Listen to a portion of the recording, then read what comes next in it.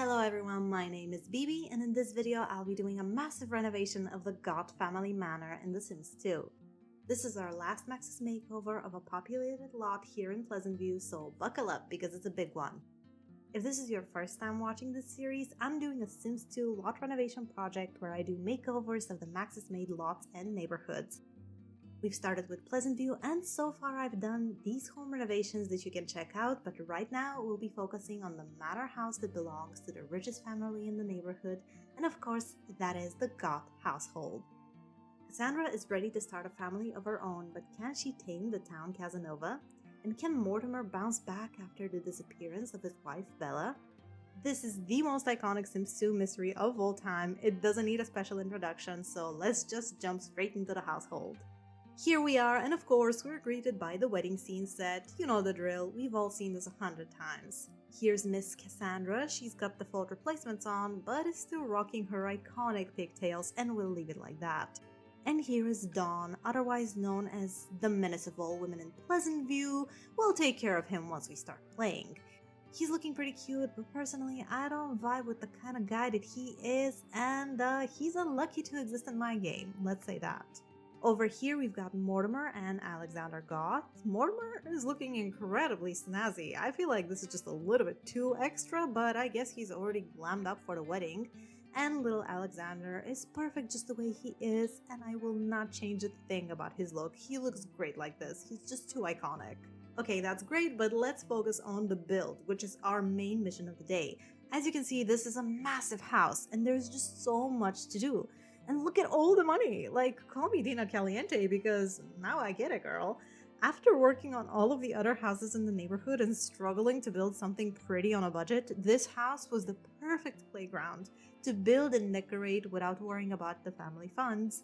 And, well, spoilers, I spent about 200,000 simoleons on this renovation, so oops, they can afford it, so it's fine.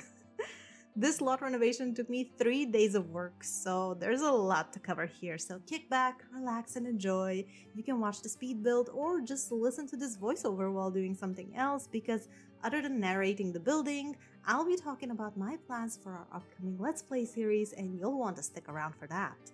So let's look at the house. We've got 3 floors and a large garden with a graveyard and of course the wedding scene out back. Now my vision for this lot included a more imposing entrance with higher fences and hedges for the sake of privacy.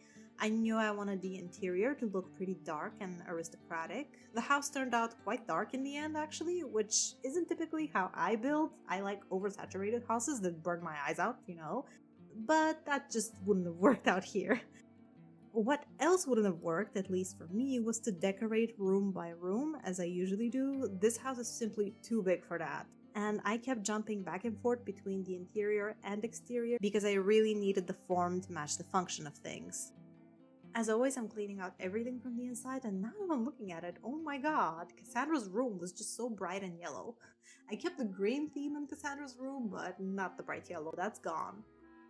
I had a lot to figure out here about what I wanted to do with the layout of the house and the size of the house to begin with. As you can see, I'm kind of measuring out what kind of gate I want to use. And I figured out I want to use this double wide gate, and that was not matching like with the path and the entrance to the house. And I was like, okay, we need this to be symmetrical. So what I did was I extended the house on this side, the side of the graveyard, by 1 block because it was just going to match perfectly. I measured it out, and this side of the house had 1 extra block of length, so it just made sense to extend it on this side. I was fidgeting with the fencing for a little bit, trying to figure out like exactly how I want to put it, where I want to put it, what did I want to do with it, and this is the look we ended up with. Now don't get too used to this for the time being because this fence I'm putting around the lot, I noticed later on that it actually wasn't on the very edge of the lot, which is like, why did they do that? I don't know, is this the Sims 4? No, we can put fences on the edge here. So I went back and actually did that later on because I needed that little extra space, especially on the left side of the build, to figure out exactly how I want the graveyard layout to be like, because yes, we switch up the graveyard as well. I'm using these roofs that came in apartment 5, and as I was positioning the roofs, I was noticing that the back of the house is just looking so flat. is just 3 floors of nothing but flat wall. And I was like, we need to do something different here to break it apart. Now, this is the kind of thing that I like doing with most of my builds.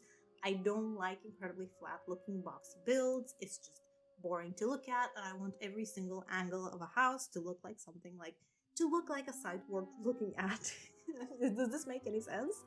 So I added this little extension out back, and then I pushed floor 2 one block in, and then I pushed floor 3 one block in. So we have this tiered layer sort of situation going on.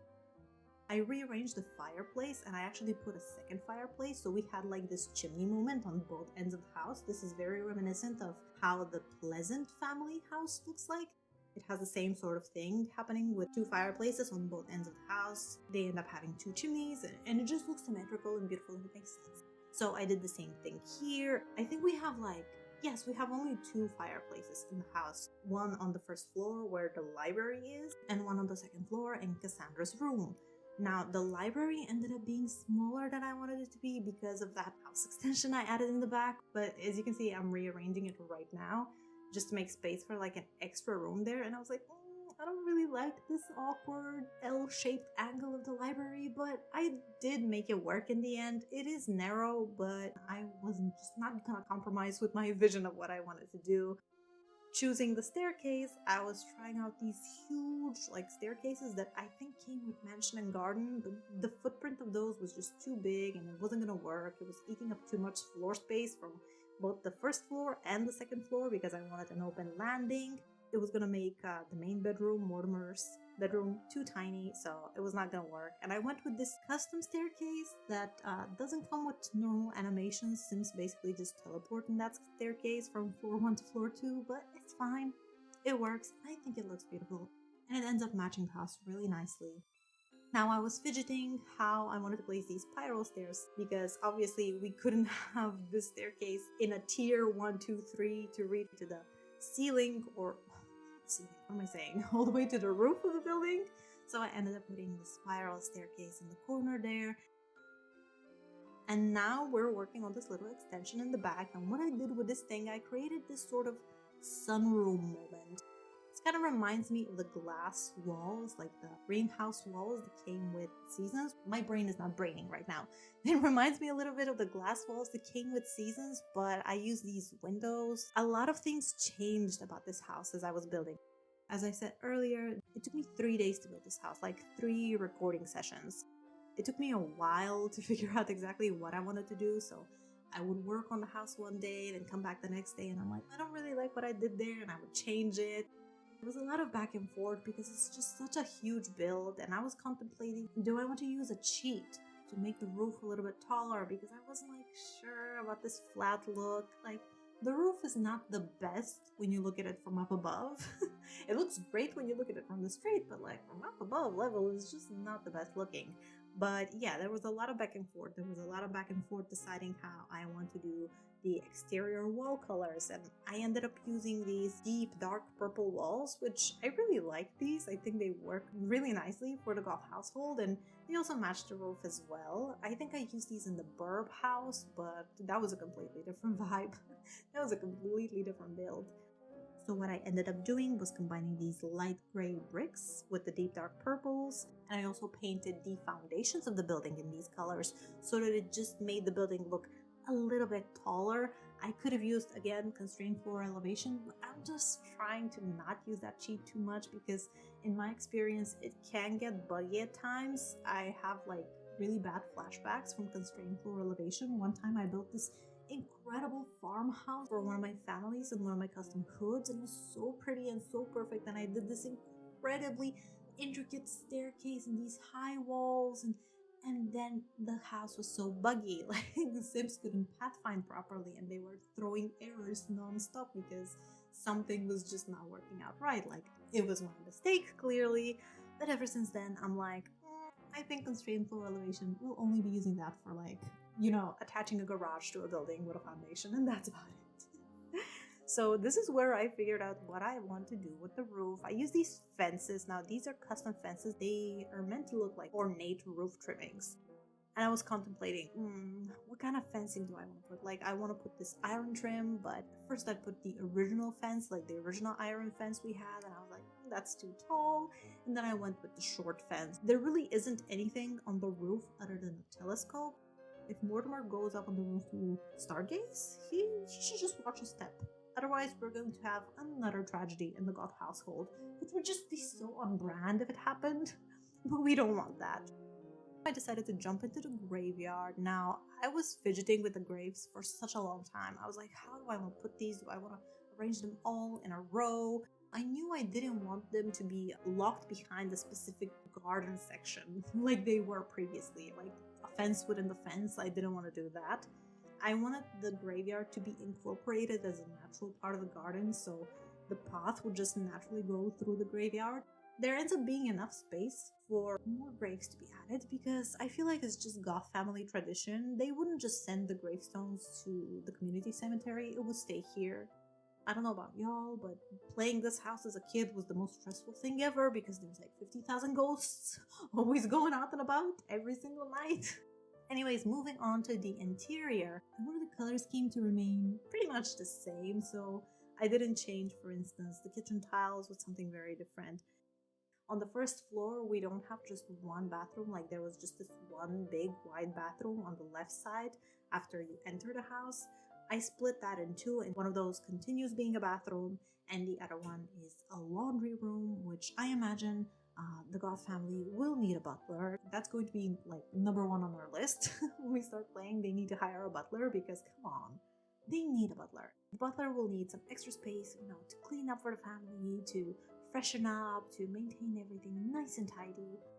I wanted every single bedroom to have an ensuite bathroom. This didn't really work out for Cassandra's room, but she ends up having like a separate bathroom, like not directly attached to her bedroom, but it's basically the bathroom across the hall from her room. So this is the layout I went with in the end. We have floor 1, floor 2, and 3. We have the sunroom, as you noticed, and for the sunroom, I found these incredible roof pieces that replicate the glass roofs that you kind of see in The Sims 4. I really wish we could do like skylights, but you can't. At least I haven't seen something like that in The Sims 2 that works exactly as I wanted to. I've tried different kinds of custom content, but it just has not worked out for me.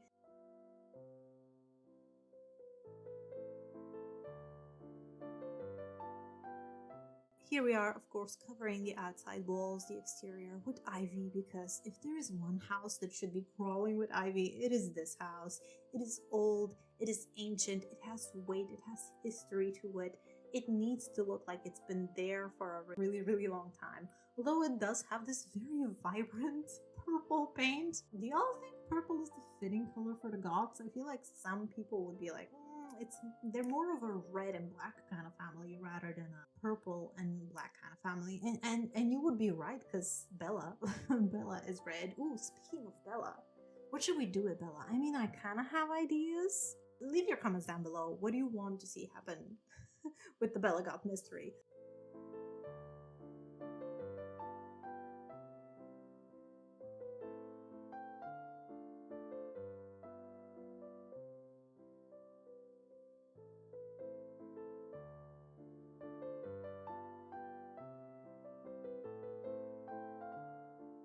I'm giving you one quick overview again of the floor plan before I start furnishing the interior.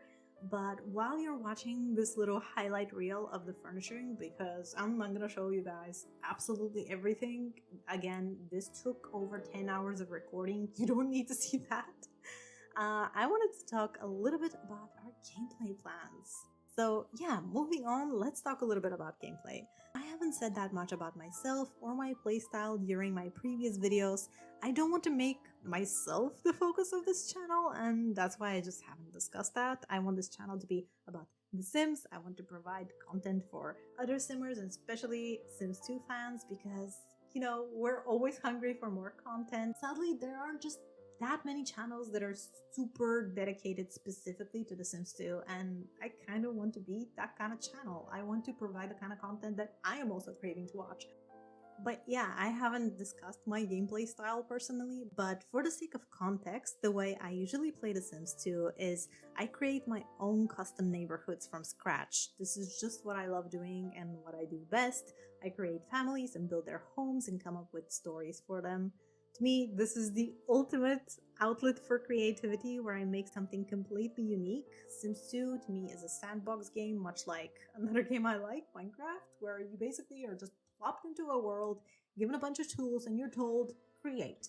So that's why I'll be approaching this Let's Play series with the pre-mades maybe a little bit differently from what you've seen before and what you might expect. No, we're not playing out the scripted events for the billionth time. Listen, that's nostalgic, but also old news and an original. I don't think I'll contribute anything of value to the Sims 2 community if I make the same Let's Play 1,000 other people have already done and can do on their own because the game just points you in that direction.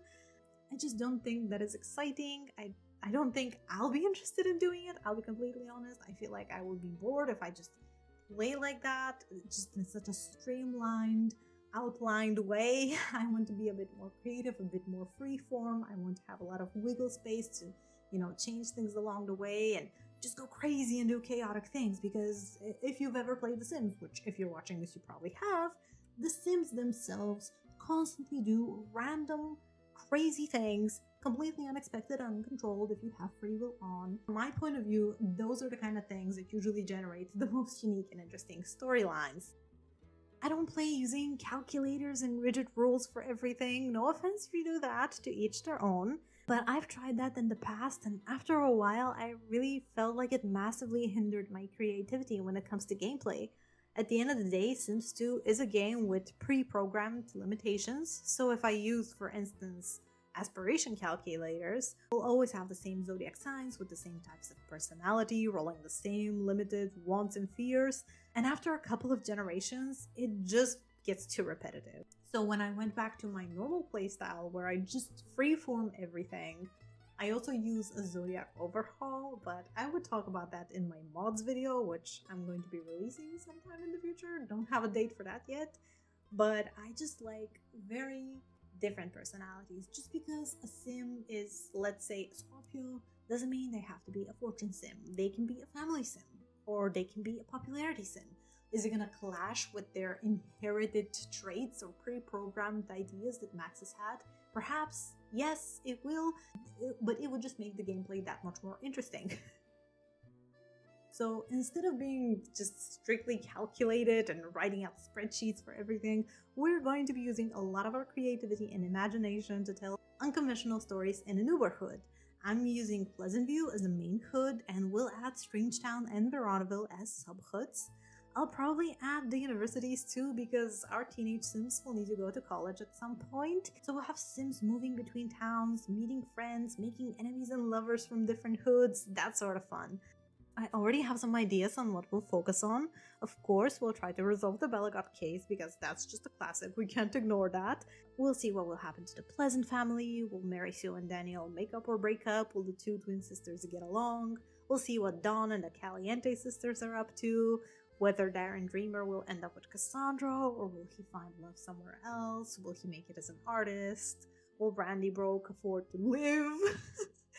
That sort of thing. We will cover all of those stories, but not necessarily following the typical formula. So maybe we won't see the same couples, maybe we won't see the same types of resolutions, maybe we won't see the same types of kids being born in the same families. Because what if someone from Pleasantview just ends up with someone from Veronaville? Maybe someone from Strangetown moves to Pleasantview and starts causing chaos, and so on and so forth. I feel like that would just be keyword chaos. The keyword is chaos for this. I want unhinged actions to happen. That's what I want. And don't worry, the Max's Lot renovations are far from over, because next on the list are all of the family homes in Strangetown, so stay tuned for that as well. Basically, my plan is have at least one Let's Play video and at least one build video in a week. Ideally, if I can, afford to have time to exist outside of work. That would be amazing for both of us. I hope you guys are just as excited as I am for this series. If you have any suggestions or requests, leave me a comment. I read absolutely everything. I try to reply to everyone. I'd love to hear from you guys. I'd love to hear your ideas and maybe I'll include them in the Let's Play. So, long story short, too long to read, what will happen in the upcoming Let's Play series? We'll have an Uberhood with Pleasantview, Strangetown, and Veronaville that will allow for crossover events. We'll have Sims moving from one hood to another. We'll find out what happened to Bella Goth, of course. And I'll listen to your suggestions that you have about what we should do with the storylines. I'm also active on my channel's community tab where I often post Sims 2 details, teasers, and other content, so I'll share polls where you guys can vote on which direction certain storylines should take and so on and so forth, and we can make this a really interactive event. I think it's going to be a lot of fun for both of us. Let's get back into the build. We're flying through the renovation quite fast, but don't worry if you missed out on something. I've included screenshots of all of the rooms by the end of the video, so stick around for that final look. This is Cassandra's room. It's quite feminine, it's slightly brighter, it has whites and florals in the decor while still matching the rest of the house. I use a screen to create a bit of separation in the space, so she has a sitting area tucked away from her bed next to the fireplace, and there are also plenty of books lying around because in my head Cassandra is a bookworm. I don't know what her randomized hobby is in the game, but in my head film and literature is the perfect match for her, so I'll probably use the Sim Blender to make that her one true hobby, if it isn't already. Now, for Alexander, his room has the only piece of modern technology in the house, excluding appliances in the kitchen. I gave Alex a computer because he's following in the footsteps of his dad with his curiosity for science and technology. I wouldn't say he's a sheltered kid, but maybe the computer will be the best way for him to meet friends outside of school. And you know, he does look a little bit creepy, so maybe other kids are like, oh, do I really want to be friends with the weird kid that is talking about casting spells and hexing people? His room is covered in posters about space and aliens. Nobody's sure what happened to Bella Goth, but some Sims are speculating that she might have been abducted by aliens, so Alexander overheard those rumors and this unlocked a new hyperfixation in his head. So that's why a lot of his room is kind of space-coded. I also removed the original dollhouse that he had and added this Victorian-looking dollhouse, which has the same functionality, it just looks a little bit older and it just matches the vibe of the house. And he has this Bella Goth doll toy now. Is this weird? Is this strange? I don't know. He's keeping it in the box in this pristine condition because maybe in his head he wants to protect the Bella Goth doll. He wants nothing bad to happen to her. Poor little Alexander, he's not taking the disappearance of his mom well.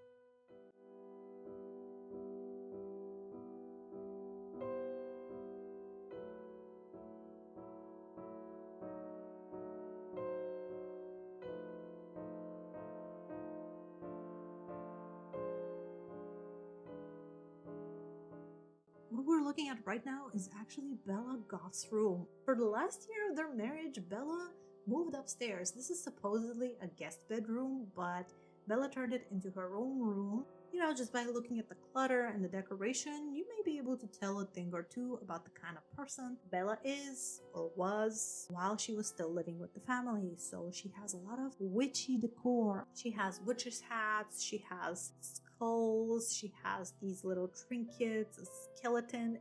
Maybe this room is like the creepiest room in the house. The house does have just this dark, slightly creepy vibe, but nothing too in your face. But this room definitely has some things that would make you question the kind of person that lives there. So yeah, this is Bella's room. This is her ensuite bathroom with a little dresser in the corner. Of course, it's very red. It's mainly red, black, and white, which is just so Bella coded. Of course it is.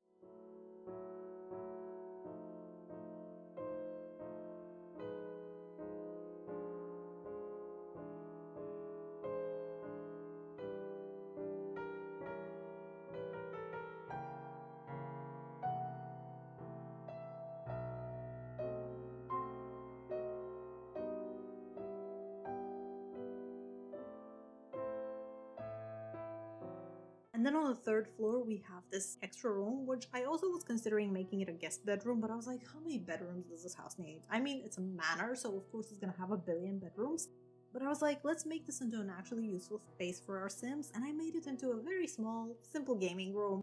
There's nothing that fancy going on here. We have a card table, we have this trimming bush, which is like a bonsai bush or something. I haven't tried it yet. It's a custom content object and this is my first time placing it in the game, so we'll try it out with the Goth family. They have a dartboard and of course a little bathroom that they or their guests can use, because this is supposed to be an extra bedroom. And maybe one day, if Cassandra, who is a family sim, has the 15 billion babies that she will surely want to have, maybe she'll have enough children to, you know, populate every single room of the house as a bedroom. This is the overview of what I've done with the interior. You can pause here to look at every single room, to check out the layout, but basically, first floor, we have the entryway with the piano. I did change the piano there with a custom one with like these dripping candles on it because it just looks so, you know, gothic and creepy. On the upper floor, we have the 3 main bedrooms and of course their bathrooms. The last floor, we have the art studio, Bella's bedroom, the game room, and 2 bathrooms. And on the roof, of course, we just have the telescope. Back into the garden, I wanted to do some landscaping, a little bit of extra vegetation, bushiness, you know, some plants here and there. I felt like I don't want to go too overboard because it would just be too much. It would just be too much. There's already a lot of clutter happening in this house. The thing is, I want the houses that I create to be detailed enough, but not so overbearing that like every single corner that you look at is just oversaturated with things. I'm always kind of trying to find the right balance between, do I have, like, is it too empty or is it too much? And I don't know if I succeed every time. You guys will tell me, like, how did I do? Is this renovation garbage? Maybe it is. I don't know. I think it's fine. I think it turned out okay. The only thing that I'm personally, like, unhappy with is the way the roof ended up being just kind of boring and flat and nothing happening there, and the fact that I had to shrink the library a little bit too much, like more than I would have wanted. But I just feel like the sunroom turned out so pretty and it was so worth it. You're gonna see in the photos in the end. It just has some of my favorite moments in there, and then when you see like the little gameplay teasers I included, it just looks so cozy with all the Sims hanging out in there. I love it. Oh, another thing I did is I placed some decorative urns and tombstones inside and outside the house. So for example, underneath the 2 willow trees, I placed a couple of pet tombstones, and inside the house I placed some urns. Like, I didn't show you guys all of the locations. You can play an Easter egg hunt and see if you can spot all the extra graves, because I felt like this house is just so ancient and there are just so many gravestones that some of them at this point are worn out and they don't even have the names readable on them. The last thing I wanted to do in terms of landscaping is I knew I wanted to have some extra privacy for the house. So behind the open iron fence, which, you know, it's high, it's probably guarding the house pretty well, but it's not really hiding the yard of the house. I wanted to place some hedges in particular. However, I didn't want to use the hedge bush that comes with the game because I was like, that's gonna be annoying, and God forbid I take out the mod that stops plants from decaying, because I do have that. Otherwise, you can never maintain such an intricate garden unless you have like 50,000 gardeners and a sim who is just doing that full time. I use this fence instead. This is a fence that I probably downloaded with some Lot download. And basically this is the last bit of detailing we did. Now it's just to do some sim makeovers. Oh, well, let's check out the finished house instead.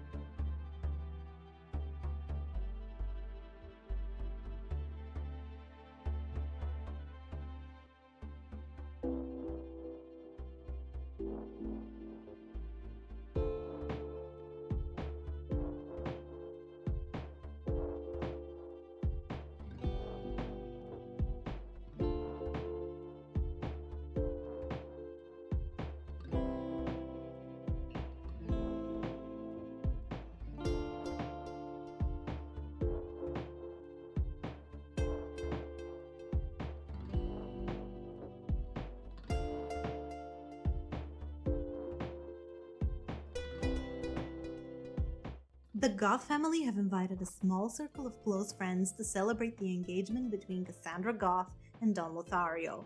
Cassandra's friends are quite excited about the upcoming union and they're already discussing going wedding dress shopping together.